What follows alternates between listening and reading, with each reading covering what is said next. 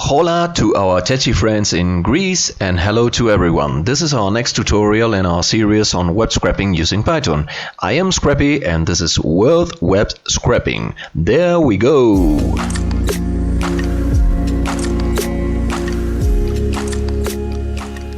Welcome back to World Web Scraping. In this tutorial is in the talk about dictionary and strings in Python.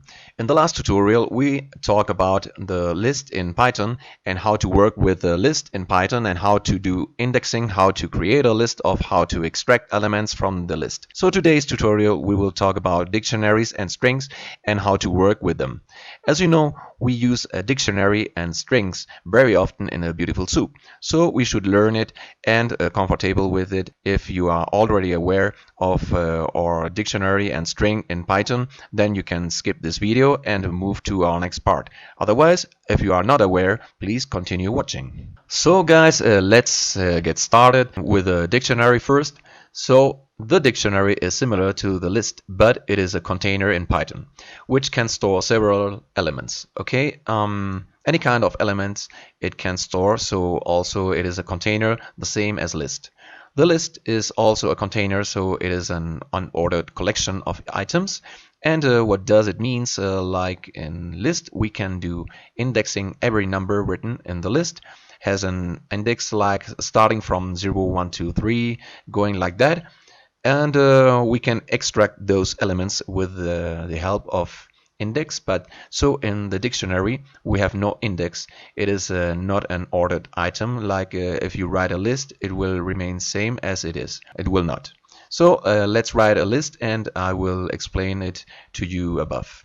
So if you write a list, so the above item is 0 and this is 1 index, this is 2 index and this is 3 index. But if you add more item to it, then the list will change, and if don't do any operation and not need, and if you print this list, it will remain the same.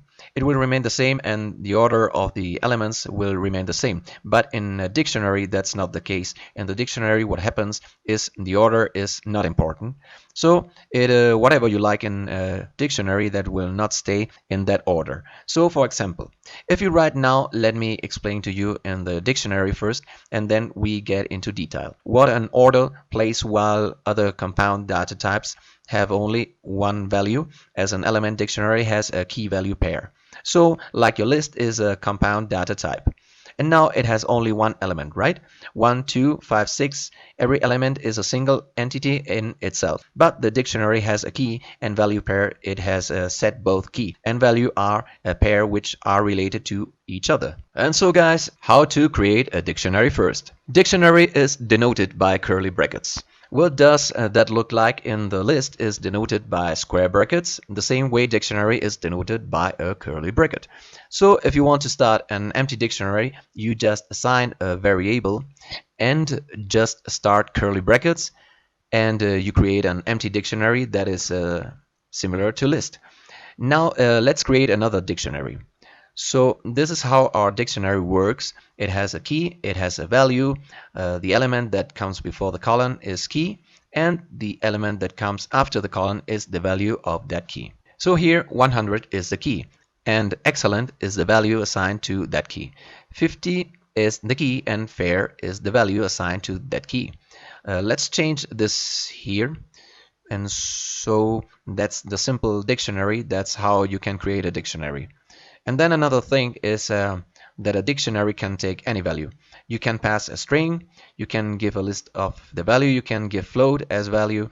Its value could be an integer, but keys, you know, the keys, you cannot pass a list that has either to get strings or a float or an integer.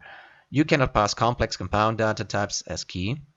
You cannot write in place of 100, cannot write a list like here. If you go to the second dictionary here, I have created another dictionary name is the key and gen is the value. So here for the 10 is the key and I will assign in a list. The list is a value.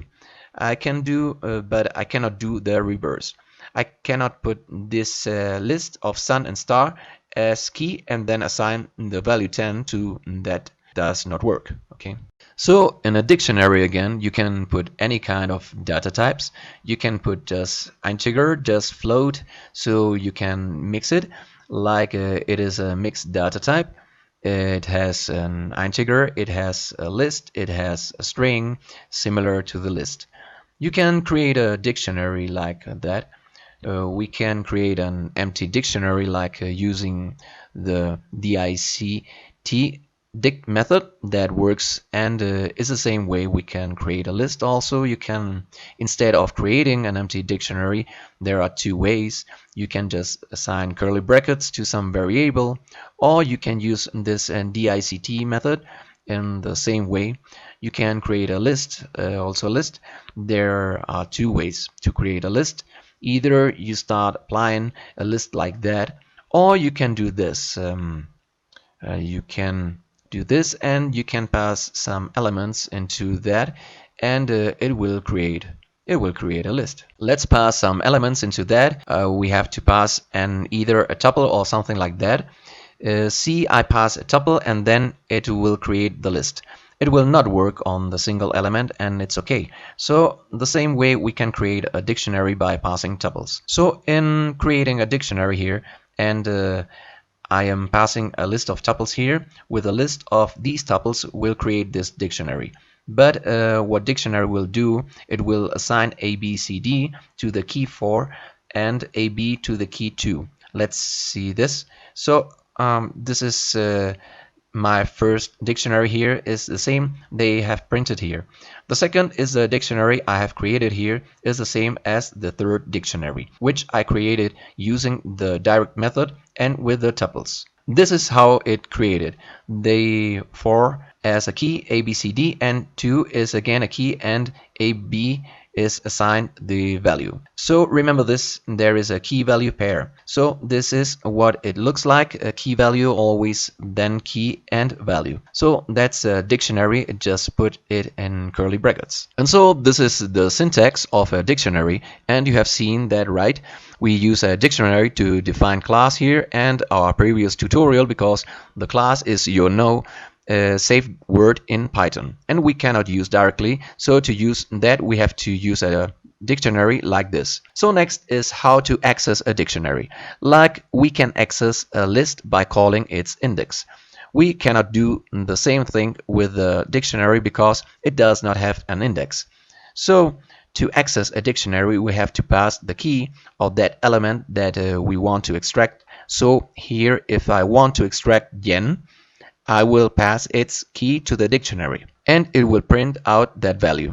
If I want to pass score, so if I pass a key that does not exist in a dictionary, what will happen is our Python will throw me an error. So here score is a key which does not exist in this dictionary. So if I run the cell, I will get an error, and it will show me a key error here, score. Then, if I ask another way to extract a value from the dictionary is by using .get method. But either you can use it directly, call this method, you can just directly call the key of that particular value, or you can use .get method and you put the key of that value into the get parameter. And you can get the value there. So these are the two ways you can access a dictionary again. If you do it like that, and if you pass value, if you pass a key that does not exist in our dictionary, that will happen instead of throwing error. It will show us none. .get method does not show us an error. It shows us none if the key is not present. So guys, so keep that in mind, okay? How we can add an element in a dictionary. It is very simple to add an element in the dictionary you want to modify. You just want to modify the key, you assign the key, and it will modify the dictionary. So here Jen is assigned as a value to the key name. So if I pass that key name here and assigned a value Mike, so it will change into the dictionary. So if I run the cell here, name Mike is assigned as a name here, and Jen was assigned, so now it is modified. Now if you want to add a new key, Now if you want to edit new and a new value to here, what you have to do is simply you call that dictionary and you pass a new key and you assign the value to that and it will directly add it. See, division is added there now. That's how you can add. You have to pass the key and you have to assign a value to that, so that way you can add a new key value pair. It is similar to like we did dot appending on our list. So it is a similar way you can do this. Now how to delete or remove an element from a dictionary. So as we use .pop in our list is the same .pop we can use here. You just call .pop method on your dictionary and then you pass the key, that part, that value that you want to remove, and it will simply remove the value. So here I want to remove marks, this key value pair entirely. So what will I do? Pass marks here to .pop to remove this value, and only this key value pair will remain. Do you see that? You see that? So I removed that mark and 92 from there. Now another method like we had in our list, the same del method, we can use that also. We can directly call del method and we can delete this key. And I deleted that here. Now how to remove all items to remove from a dictionary is just called .clear method and it will remove all of it. So key value pairs and you will get an empty dictionary. And how to delete a dictionary if instead of calling C, just keep this thing in mind, if instead of calling this key with a dictionary when you are using del method, instead of calling the key, if you don't call anything, it will delete the entire dictionary itself. If you forget to call that name of the key, then it will directly delete a complete dictionary. So keep that thing in mind. I'm calling key del here, key value dictionary, so it will delete the entire dictionary. Now I'm printing key val dictionary, so it will throw me an error because this dictionary does not exist after this line. So I will get an error. So keep that in mind. Dictionary method, these are some operations that you can do on a dictionary, and you can create a copy of the dictionary just by calling the .copy method, and it will create an exact copy of the dictionary. You can use this method when you know you want to keep your original dictionary intact, but you also want to do some operations which you don't want to reflect in your original dictionary, so you can keep .copy there. This method, if you want to convert your key value pairs into tuples and a list of tuples, then you can call .items method and on that, and so it works simply. That is, every key value pair is converted into a tuple and then it is passed it to list. Now how to get the keys and values separately from this is an important part here. How to get the keys and values separately from this dictionary. So to get the keys, you have to write the dictionary name and dot keys, and it will return you all the keys. Keys mean apple, banana, and grapes mean, and if I want to get values, I called dot values, and it is written me 2, 12, and 10. So that way you can write key differently and values differently, and it will return you a list. This is a method where I am creating a dictionary, empty dictionary, and I'm calling dir method. On that, what it will do is show us a list of what all the methods and attributes we can use on a dictionary. So these are some things that you can use in the dictionary. You don't know about or talk about pop, values, keys, items, get, copy, clear, that we talk about, that you can get a list of this thing from there. The next thing I want to talk about is a string. The string is nothing in Python, it's a name. It's a series of characters, of a sequence of characters, and that is a string in Python. Whatever names you write like string, whatever you like, I'm writing here. So to represent a string that Python uses is a very simple notation. It uses double quotes or single quotes. If I write like a string and assign to this, I have to write either it in single quotes like this. Otherwise, I can do is I can use double quotes.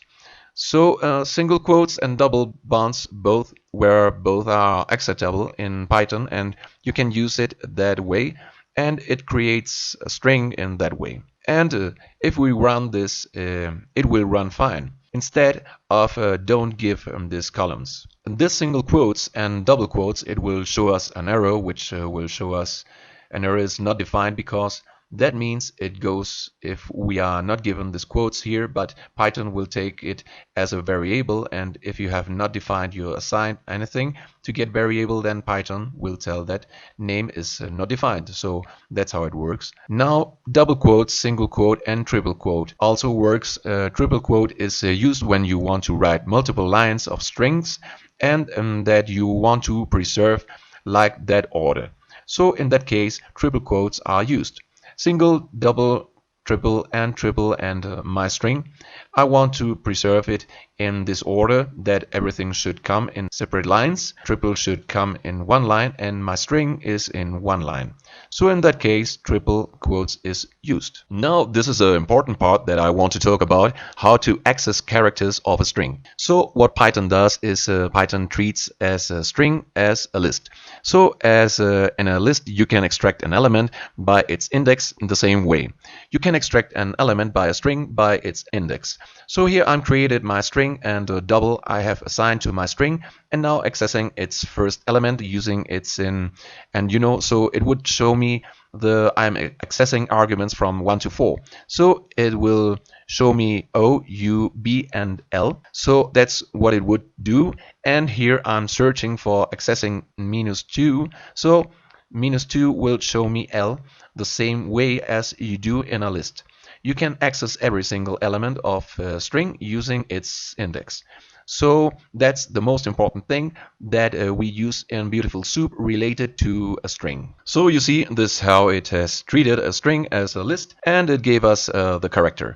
So if you remember, it was just thinking somewhere here, and we want you to extract the value.